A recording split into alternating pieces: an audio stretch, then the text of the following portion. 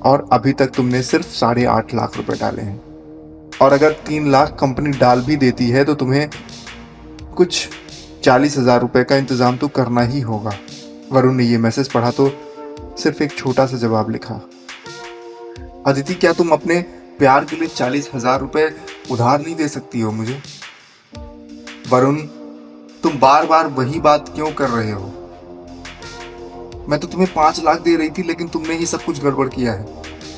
और अब अगर मैंने तुम्हारे अकाउंट में एक भी रुपए डाले तो मेरी जॉब चली जाएगी, समझो प्लीज। और अगर जॉब चली जाएगी तो वो लोग मेरा भी इन्वेस्टमेंट फ्रीज कर देंगे। इसीलिए प्लीज, जब इतना कर रहे हो तो 40,000 भी अरेंज कर लेना। बाकी मैं बताती हूँ, कंपनी 3 लाख रुपए तुम्हारे अकाउंट में डालती है तो। इतना कहकर अदिति ऑफलाइन हो गई। वरुण सिर्फ उसका मैसेज देखता ही रह गया और उसने जवाब में लिखा, ठीक है अदिति, मैंने इतने पैसों का इंतजाम कर लिया है तो 40,000 भी कर ही लूंगा।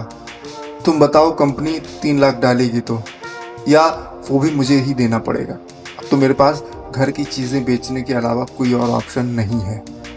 वरुण को अब भी अदिति पर बहुत भरोसा था और उसने एक मैसेज और टाइप किया, अदिति तुम्हारी टिकट हुई क्या?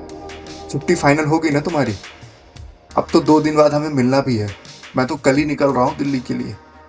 अदिति ने वरुण के इस मैसेज का जवाब तुरंत तो नहीं दिया, लेकिन कुछ देर के बाद अदिति ने मैसेज किया, यस वरुण, मैंने टिकट कर ली है।